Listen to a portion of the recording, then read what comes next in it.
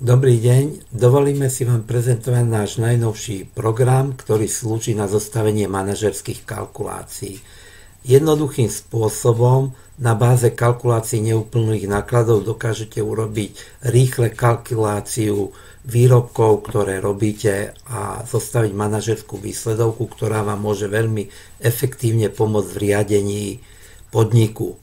Zdrojom dát sú účtovné dáta, ktoré načítate z hlavnej knihy, účtovná osnova a zoznam stredísk. Vytvorí sa základná databáza, tzv. Controlling rozpočtu, a na ňom sa postaví controlling krycích príspevkov, to znamená náklady a výnosy sa rozdelia na výnosy tržby, variabilné náklady, fixné náklady a vytvorí sa tým tzv. Predkalkulácia. Na základe tejto manažerskej predkalkulácie sa zostavia kalkulácie na produktu a môžete vidieť, ako hospodárite v danom podniku.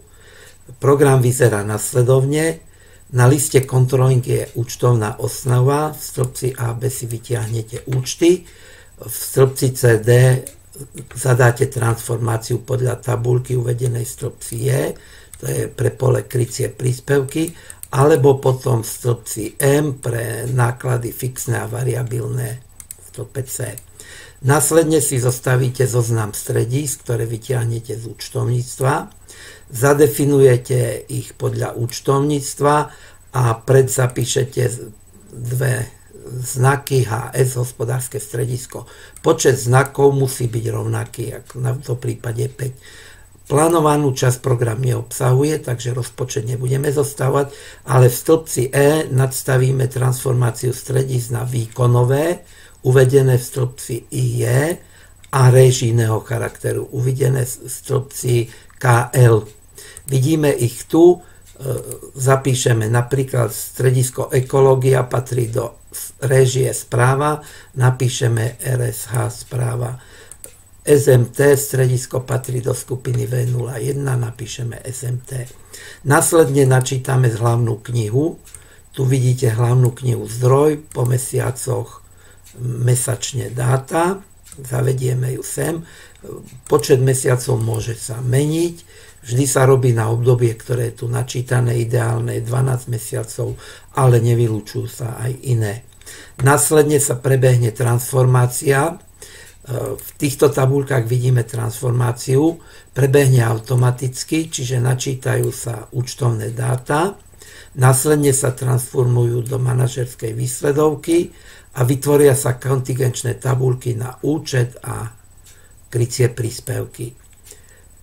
Táto transformácia nám pomôže zostaviť manažerský výsledovku alebo predkalkuláciu, tzv. Controlling krycích príspevkov, kde vidíme výsledky, ktoré dosahujeme v priebehu roka v nasledovnom členení. Výnosy z vlastnej činnosti z podnikania mesačne v kumulatíve a po mesiacoch. Hnedá časť sú mesiac.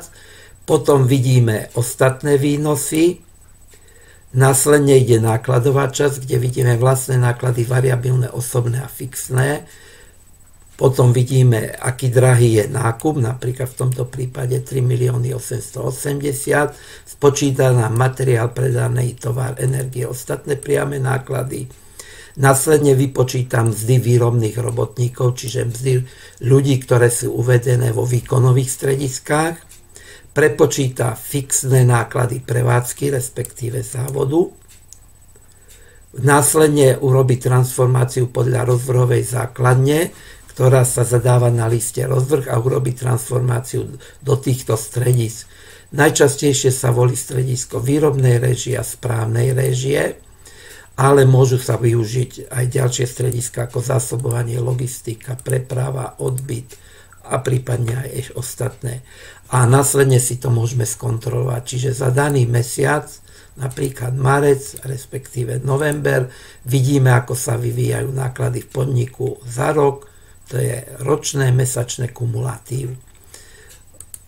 Keď chceme vidieť nejakú konkrétnu časť, napríklad výkon 1, vidíme tu výkon 1 s tým, že prepočíta podľa rozvrhovej základne aj režijné náklady v časti uvedenej ako fixné náklady podniku. Keď sa vrátime späť na podnik, tak znova potom vráti to nazad. Hej. Takisto si môžeme pozrieť aj ostatné náklady, napríklad čo nás stojí správa, vtedy je táto časť nulová a vidíme tu náklady na správu. Podnik to robí automaticky podľa toho, ako kvalitne zadáte vstupnú databázu. Následne, keď zadáte produkty, tu sme na ukážku zadali 4 produkty, predané množstvo, zadané obdobie, náklady na materiál, tovar, prípadne energie, ostatné priame náklady, priame mzdy, vypočítať celkové priame náklady, zadáme cenu, keď môžeme tak priemernú, prípadne pracnosť. On na základe toho vytvorí celý kalkulačný systém a spracuje kalkulácie v tvare manažerskej výsledovky, ktorú vidíte tu. Tu vidíte výnosy z manažerskej výsledovky, riadok 7, a nižšie manažerskú kalkuláciu, ktorá už očistí tieto výnosy. Vidíte 7 miliónov 200, tu je 5 miliónov 200 na výrobky. No a potom vidíte každú položku. Náklady, variabilné, fixné energie, aký krycí príspevok vytvoril produkt, podnik, osobné náklady, krycí príspevok, 2 fixné, nájomné spoje, čiže je to veľmi presný prepočet podľa rozvrhovej základne, ktorú si ešte ukážeme. Vypočíta krycí príspevok 3, tu vidíme napríklad, že náklady už po zaplatení výrobnej režie sú v strate. Následne doplní fixné náklady podniku a spočíta všetky krycie príspevky až po hospodársky výsledok, ktorý vidíme na konci. Potom zráta rentabilitu predaja cez podnik, rentabilitu predaja výrobkov a potom každý výrobok. Takisto počíta s priemernými nákladmi, aké sú priemerné náklady na výrobky.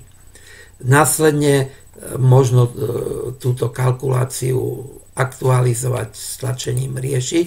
Prebehne aktualizácia, prepočítajú sa správne výsledky na dané vstupnú databázu a výsledok si môžeme zobraziť formou dashboardu, kde vidíme manažerskú výsledovku, štruktúru nákladov výnosov, potom zobrazenú graficky štruktúru nákladov, napríklad 54% tvoria variabilné náklady, vývoj krycieho príspevku. Samozrejme, môžeme tu navoliť, ktorú položku chceme, dáme si informačné technológie, vidíme informačné technológie, dáme si akúkoľvek položku manažerskej výsledovky, volím výnosy celkom, vidím výnosy, hneď mi nakreslí aj graf vývoja mesačný a kumulatívny. Kumulatívny je zelený, modrý je mesačný.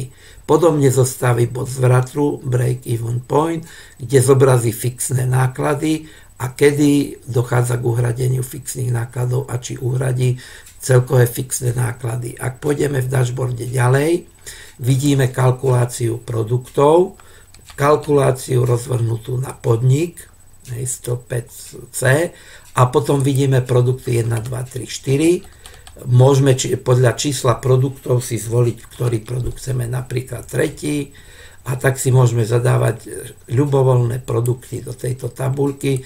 Tabuľka je nadstavená na 4 produkty. Červeným nám ukazuje hneď, kde nedosahuje produkt ziskovosť a na ktorej úrovni, vedľa vykresľuje krytie príspevky. Rozvrhová základňa sa tvorí na liste rozvrh, čiže tu sa voľbou rozvrhovej základne, napríklad zadáme číslo 3, navolí sa rozpis cez fixné náklady, ktorý sa sám automaticky spočíta. Táto rozvrhová základňa je cena preberaná z tabuľky produkty, objem podobne z tabuľky produkty, je to kalkulácia jednoduchým delením, tu zase bere percentom predaja cez hrubý zisk. Keď zadáme v produktoch pracnosť produktov cez pracnosť produktov, cez príspevkové rozpätie a krycie príspevky. Ideálny rozpis je práve tá trojka cez rozpis fixných základov. Pre manažerskú výsledovku slúži táto rozvrhová základňa vpravo, kde vidíme náklady a na ktorom výkonovom stredisku z týchto 6 tieto náklady sú, keďže máme len hodnotu na V01, je tu 100%. Ak by sa objavili hodnoty na V023, čiže máme 3 výrobkové skupiny, tak príslušným percentom rozpočítame tak, aby tu bolo 100. No a kalkulácia je hotová. Čiže veľmi jednoducho a efektívne spracujete celú kalkuláciu a môžete riadiť podnik. Myslím, že tento program v dnešnej dobe je vysoko aktuálny. Je možné rozšírenie aj o plánovanú časť, ale tá už nie je predmetom tohto programu. Verím, že sa vám náš program páči, pretože v tejto kategórii programov aj vo svete je v podstate jedinečný. Nevidel som ešte, alebo nestretol som sa v praxi ani v dashboardoch, že by niekde bola takýto dashboard zverejnený a nie, že ešte by tam bolo vidieť hneď aj kalkuláciu produktov. Všetko závisí na kvalite vstupných dát, ktoré nie sú náročné. Ďakujem, že ste si pozreli túto prezentáciu a veríme, že vás osloví. Prajem pekný deň.